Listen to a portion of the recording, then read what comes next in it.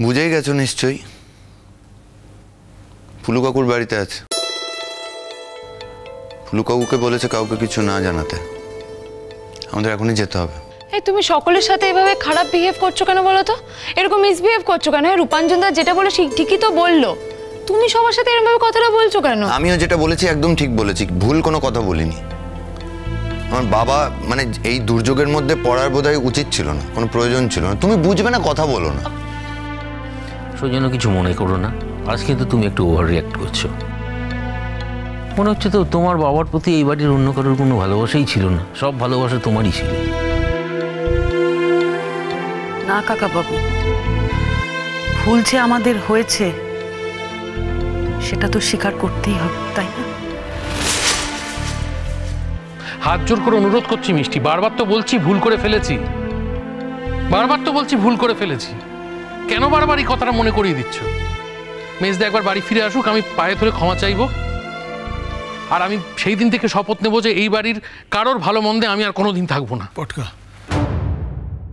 ভুল দিকে নিয়ে যাচ্ছ কথাটা। সে কথাটা কিন্তু তোমায় কেউ বলেনি, আমিও না, বৌদি ভাইও নয়। আমি আমার কথা বলেছি ভাবিন, আমি তোর কোনো কথার কোনো উত্তর দিইনি। আর তোমাকে একটা কথা বলছি বাবা, এই বয়সে তুমি আর সবার ব্যাপারে মাথা ঘামিও না, তোমার অনেক বয়স হয়েছে। এটা আবার কি কথা, কেন বললি? একদমই ঠিক কথা। আমি চাই না আমার বাবা এই বয়সে কোনো অভিযোগ নিয়ে বাঁচুন। মেজকা যেমন তোর বাবা, তো তার জন্য খারাপ লাগছে, লাগাটাই স্বাভাবিক। উনিও তেমনি আমার বাবা, আমারও খারাপ লাগছে। না না, বলতে দাও আমাকে। আর এই কথাগুলো আমি এই জন্যই বলতে বাধ্য হচ্ছি ভাবি। হ্যাঁ, কে কে যাচ্ছ তোমরা? আমি যেতে পারি। আর কে কে যাবে? দাদা ভাই যাবি তুই? তুই বলে যাবো মানে কি আমি বলবো তারপর যাবি? হ্যাঁ, ডেফিনেটলি।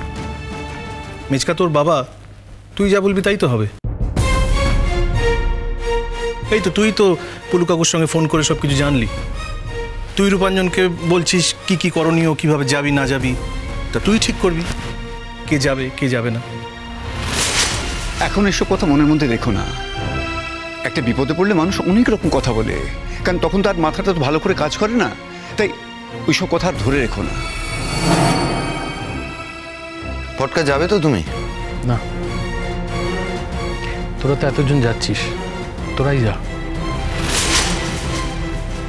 ঠাকুরপো, তোমরা বাবিনের সাথে যাও।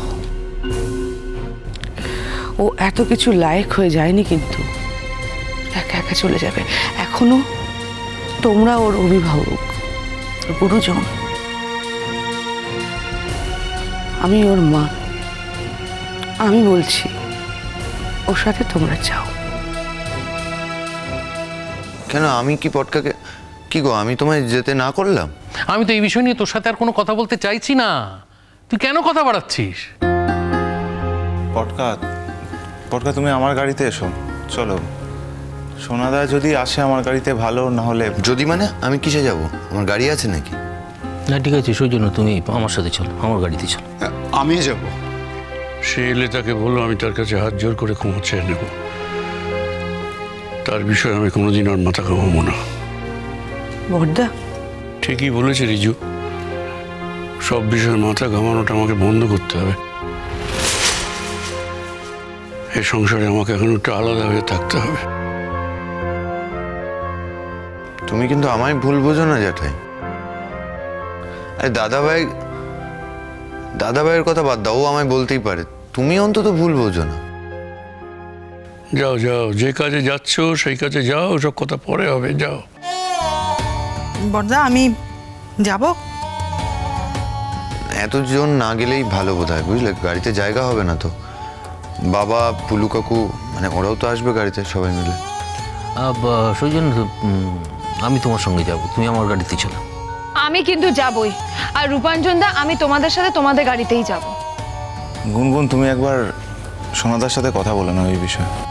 কি কথা বলবো? কেন কথা বলবো? হ্যাঁ, আমি তো একজন ইন্ডিভিজুয়াল। আমি কি ওর সম্পত্তি নাকি যে ও বলবে তারপরে আমি যাব কি যাব না সেটা ডিসাইড করব? আমি এখন একবার ঠিক করে নিয়েছি আমি যাব তোমাদের সাথেই যাব।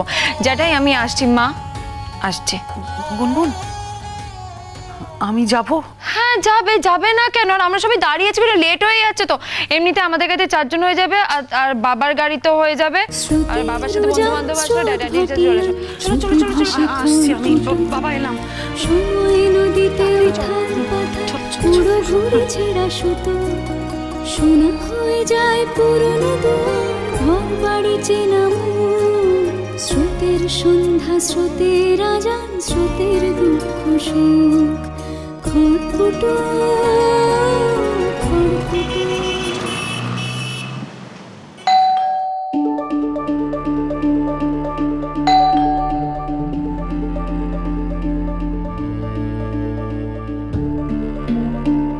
কি হলো?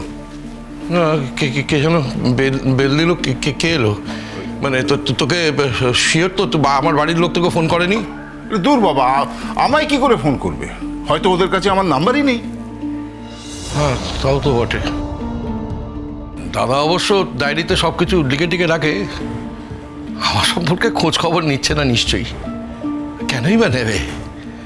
আমি একটা লম্পট দুশ্চরিত্র লোক, ও বাড়িতে থাকলে তো সকলের অসুবিধা, তাই না? ঠিকই করেছে, বাতিল করে দিয়েছে তো আমাকে, একেবারে বাতিল। ঠিক করেছে, ঠিক। তাহলে তুই এত ভাবছিস কেন? তুই তো হিমালয়ে চলে যাবি বলেছিস, তাই যা। তাহলে এত চিন্তা কিসের? কে তোর কথা ভাবলো না ভাবলো এ নিয়ে এত ভাবছিস কেন? দাঁড়া, দরজাটা। আচ্ছা, তুই বারবার এই দরজায় কে এলো এটা জানতে চাইছিস কেন? যখনই দরজার বেল বাজছে তোর বাড়ির লোক এলো কিনা, আবার আমার ফোন বাজলে তোর বাড়ির লোকের ফোন কিনা, এটা জানতে চাইছিস কেন? তার মানে তোর একটা প্রত্যাশা আছে? না, আমার প্রত্যাশা কিছু নেই। বেরোবার আগে একবার ছেলেটার মুখটা দেখে এলে ভালো হতো। ভাইবোটার মুখটাও দেখা হলো না, সবচেয়ে বড় কথা বৌদির মুখটাও দেখা হলো না। একবার দেখে এলে, দেখে বেরোতে পারলে ভালো হতো। না না, এসব কথা আর ভাবিস না। চলেই যখন যাবি তখন আর পিছু টান রাখিস না। না না, রাখবো না তো, রাখবো না। পাহাড়ে পাহাড়ে ঘুরে বেড়াবো, ওই আমি বেশ থাকবো। ভিআরএসের টাকা কয়টা বাড়িতে পাঠিয়ে দেবো, কিছু অবশ্য রাখবো, আমারও তো খাওয়া খরচা চালাতে হবে। তার মানে তুই আর এই শহরে ফিরবি না? এই শহরে কেন, এই রাজ্যেই আর ফিরবো না। আমার মন উঠে গেছে। বুঝতে পারছি। তাহলে তো তোর সঙ্গে আর দেখাই হবে না। আরে দেখা হবে না, এই কথাটা আমি তোকে বলে রাখলাম। তবে হ্যাঁ, আমি যেখানে থাকবো সেখানে তুই আসতে পারিস, তবে আমি চাই না আমার কেউ খোঁজ করুক, আমিও কারো খোঁজ রাখবো না। সেটাই বরং ভালো। কি বলছি, সেটাই বরং ভালো, বুঝলি? তুই যখন সব ছেড়ে ছুড়ে চলেই যাচ্ছিস, তখন আর অতীতের লোকজনের সঙ্গে যোগাযোগ রাখা দরকারটা কি? হ্যাঁ, তাতে বরং অতীতের কথাটা মনে পড়ে যাবে, তাই না? এত সহজে তুই কথাটা বলতে পারছিস? হ্যাঁ, আচ্ছা, আমি যে চলে যাব, আর আমি যে এই শহরের রাজপথে হেঁটেছি, এই শহরের আমার পায়ের চিহ্ন রয়েছে, এতগুলো মানুষকে ভালোবেসেছি, এই সব ভুলে যাবি? আমার হাসি গান গল্প কিচ্ছু মনে থাকবে না তোর? শোন, আমি তো তোর মতো গান গাই না, আর গানও আসে না আমার। অত সব ওই কাব্য টাব্য এসবও আমার আবার আসে না। আমি হচ্ছে খুব প্র্যাকটিক্যাল লোক বরাবর, সেটা তুই জানিস।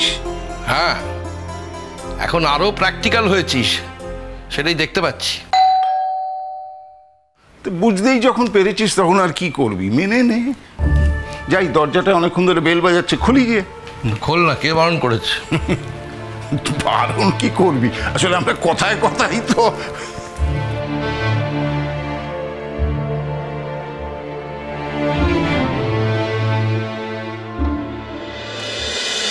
খড়কুটো ঘুরো